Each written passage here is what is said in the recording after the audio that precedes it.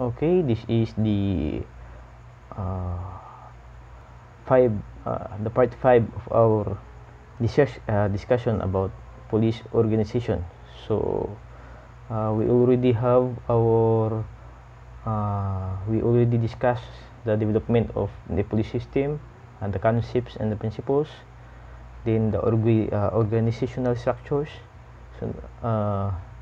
So we end up with this efficiency, with these words, itong efficiency and effectivity, di ba? So the difference between efficient and effective, as I have said in part 4. So itong efficient is doing things right. So may isang noun at may dalawang may isang verb. So I have already discussed this, diba? So when we talk about the efficiency and effectivity, so they are itong dalawa is both capable of producing a desired result. So they are both capable of producing a desired result. But ito lang efficient. When we talk about efficient, producing a desired result without wasting time. So ito yung efficient. So di ba? Doing things right. Producing a desired result without wasting time. So tandaan nyo yan, ito yung efficient. While effective is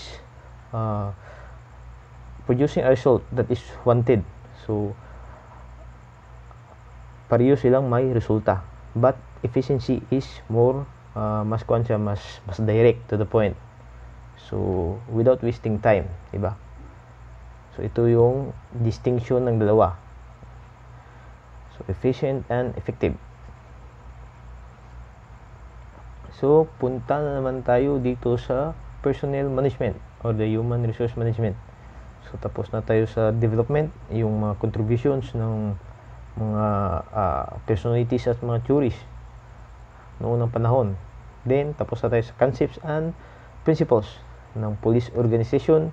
So na-discuss ko na rin yung kaibahan ng objectives and goals, ng efficiency and effectivity, yung administration at operation. So tapos na tayo doon. So dito naman tayo sa personnel management o yung tao mismo. So in an organization, di ba? Within an organization, kailangan may mga personnel. So ito sila yung mga ito sila yung mahalaga kasi sila yung nag-work out sa goals and objectives ng isang organization, specifically sa police organization natin. So I will discuss yung mga key points ng RA 8551. So ito yung kuha niya. So when a person or ikaw, di ba, ay papasok na or gustong maging police, so there is a recruitment process. So may mga qualifications under the law sa RA 8551. So di ba? So may mga procedures and tests. So take note with that, di ba? The pointers na dapat nyong tandaan is itong citizenship, the morality, the eligibility, either may eligible ka, either sa board exam ng criminologist, board exam, or sa NAPOLCOM, or sa civil service, or any other eligibility na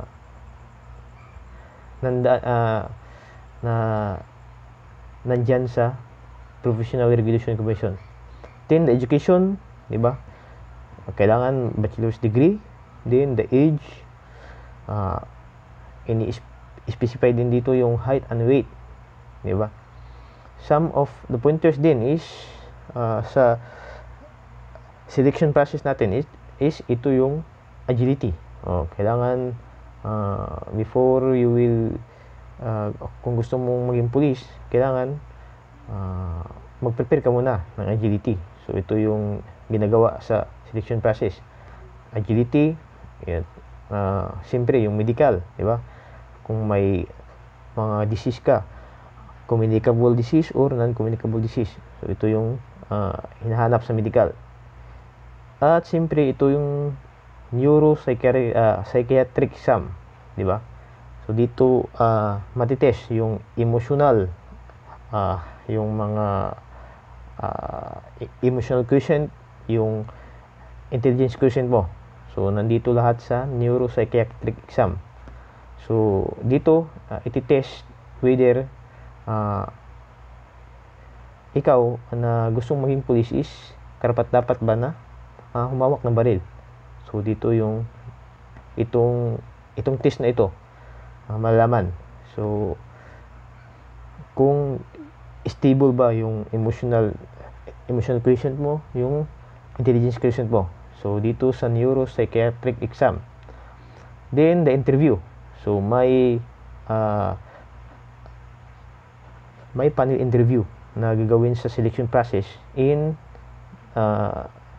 the PNP organization, di ba?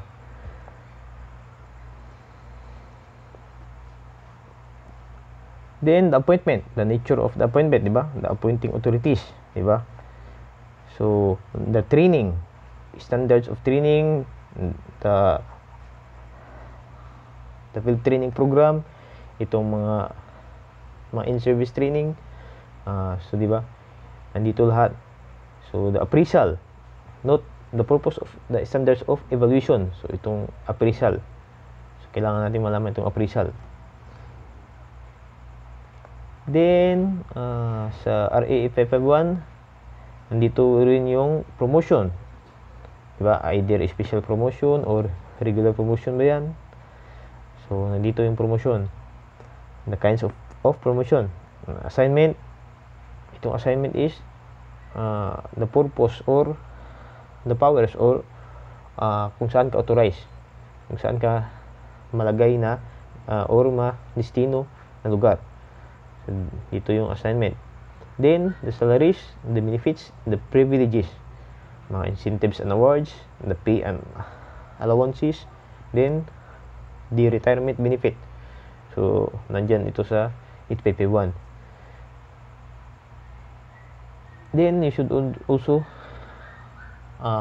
take note. So, basahin nyo sa 851 itong the types of the powers and the authorities to inspect. Sino yung mag-i-inspect when you are in service ka na, diba? So sino yun? Then the authoritative inspection. So may kuan sa inspection, may types, itong authoritative at staff inspection. When we talk about authoritative, those conducted by the head of the subordinate units in regular basis. So regular na nag-i-inspect. Example, yung commander ng station. So ito yung tinatawag na authoritative inspection. Regular inspect in regular basis. For example, every week may inspection. So ito yung authoritative inspection, di ba? While staff inspection, those conducted by the staff in behalf of the chief PNP. So may mga tinatawag na staff inspection. So for example, yung mga staff pupunta sa mga region or sa mga stations. So sila yung authorized na mag-inspect in behalf of the chief PNP. Then the internal within units, di ba? Then the external within the community. Authorities, itong chief PNP, yung regional director, provincial director, sa ito sa internal. Then the chief of police. So itong lang ang mga authorized to inspect within internal, di ba? Within the units lamang. While external within the community, itong HRDD na, di ba? Yung human resource, di ba? Development, yung IAS, Internal Affairs Service, at yung National Police Commission. So ito yung tinatawag na external. So, meaning within the community lamang. So, disciplinary mechanism. If example, magkasala ka, either administrative or kanang civil or criminal. So ito yung mga disciplinary mechanism.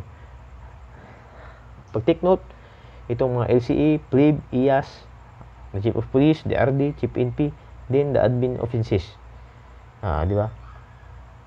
Ito yung mga disciplinary mechanism sa administrative offenses. Diba? Take note ito. Then, itong mga mayor at governor, di ba? Can utilize PNP elements. Then, deploy the physical movement ng PNP. So, authorize itong mga mayor at governor natin, di ba? The plebe, the central receiving office of all citizens complaint. So, itong mga plebe, kung may mga reklamo na nanggaling sa mga civilian, di ba? So, doon sila pupunta sa plebe. So, take note na ang plebe ay may 5 miyembro, di ba? The term of office nila is 3 years.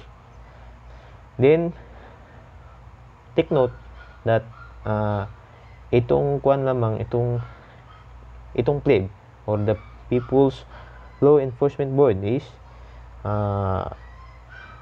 ang magko-complaint naman sa kanila is mga civilian or mga citizens. Complaint lamang ang ini-authorize nila mag-complaint sa kanila, di ba? Itong mga citizens complaint. Then note the breach of internal discipline, di ba? Then itong forum shopping. So ano itong forum shopping? When we talk about the forum shopping, hindi pwedeng bawal itong forum shopping. So ano itong forum shopping? Ang ginagawa nito is that for example, may nagko-complain na tao sa ating kuan natin sa ating police. So kailangan isang agency lamang dapat siya mag-complain. Hindi pinapayagan yung for example, nag-complain siya sa plebe, nag-complain naman siya sa IAS. So bawal yan kasi tinatawag yang forum shopping. Bawal ang forum shopping sa RA 851. So naka-specified yan. Then the Internal Affairs Service power. So ang power ng Internal Affairs Service is to inspect, to investigate, magkakandak sila ng summary hearing, magpa-file ng case, and assist the ombudsman, di ba? In filing the complaint against the PNP personnel, di ba? So, the IAS entry.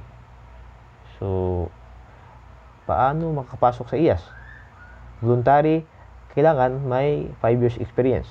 IAS head should be Inspector General. Kailangan civilian, di ba? Ito yung IAS head. So, ang tawag sa IAS head is Inspector General. Either mas kuan siya, mas lamang kung abogado. So, ito yung mga IAS head, Internal Affairs Service head. So, napulkom itong Regional Appellate Board at may National Appellate Board.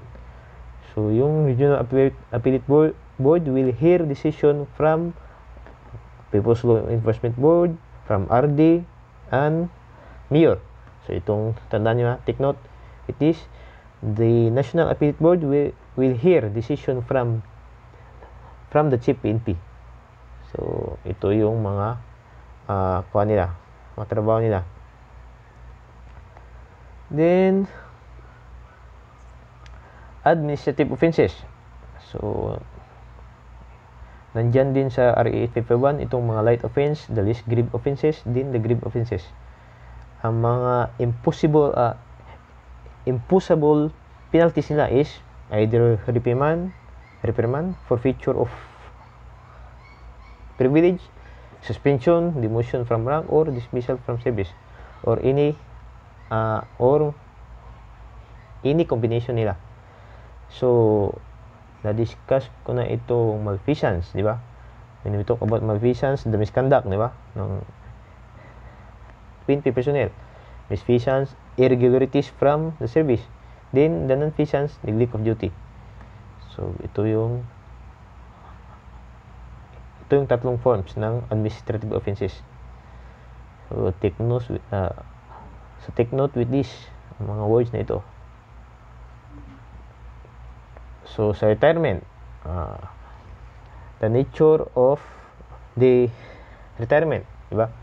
Nandiyan din sa ating RA 851. Retirement is either optional or mandatory, di ba?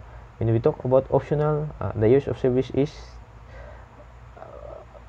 20 taon or 20 years kailangan para maka-apply ang isang pulis ng optional, di ba? Optional retirement. When we talk about mandatory, the age of the member is 56 years old. So ito yung mandatory, dapat 56. Then the retirement benefit is 50% of the base pay and longevity pay of the retired grade in case of 20 years of active service, increasing by 2.5% for every year, di ba, of active service rendered beyond 20 years to a maximum of 90% for 36 years of service and over. So ito yung mga retirement benefit ng mga police natin. So as you have seen, hindi ko na masyadong discuss ito kasi madidiscuss din ito sa personnel management na subject dito sa LIA. So nilagay ko lang dito yung mga key points na dapat nyong pag-aralan. So you can screenshot this para makita nyo. So ito yung example ng mga key points para mas madali nyong matandaan. So the recruitment process, selection process, then appointment, the training, the appraisal, di ba? The purposes of standard evaluation. So ito nandyan yan sa RE 851. The promotion system, assignment, salaries and benefits, then the privileges, ito yun. Then inspection, disciplinary mechanism, the IAS, ano yung mga functions, powers ng IAS, na POLCOM, then the administrative offenses, nandiyan yan lahat sa RA 851. Then the retirement benefit. So I think this is the end of our discussion about police organization. So maraming salamat at God bless us all para sa board exam.